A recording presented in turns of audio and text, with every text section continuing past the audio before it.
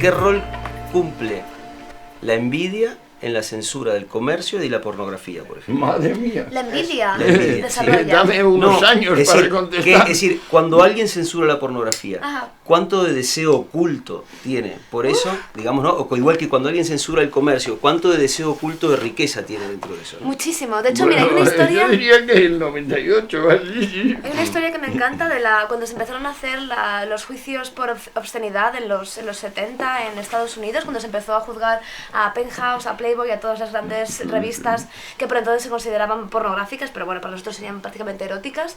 El fiscal del distrito que estaba llevando el caso hizo una lista de lo que era considerado asequible o bueno de representar y lo que no. Entre las cosas que no se podían representar había pues ciertos puntos que eran obvios para la época, pues no puede haber besos homosexuales, no puede haber escotes que pasen de cierto nivel, las faldas tienen que llegar hasta aquí. Y había un punto que hacía mucha gracia, que era que no se podían ver ombligos femeninos, me encanta, ombligos femeninos totalmente prohibidos de representar.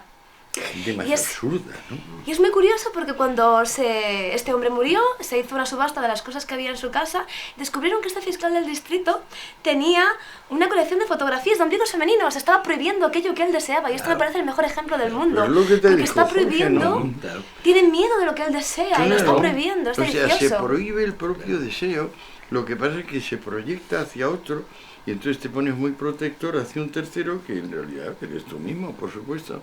Eres un gigantesco hipócrita, pero acuérdate de Santa Teresa, diciendo, y tan alta vida espero, que muero porque no muero. Y tú dices, muy bien, pues a la hora de morir estarás encantada, ¿verdad? Pues no, güey, no.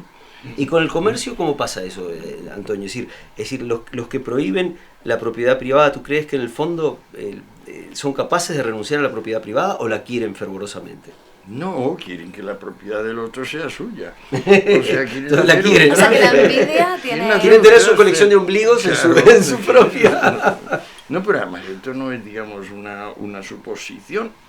Esto es un hecho confirmado. Acuérdate, Jan de Leiden tomó Münster, lo sometió a un hambre durante un año, la gente, abundan los casos de canibalismo, y él tenía en los sótanos del palacio comida suficiente para banquetes durante 600 días.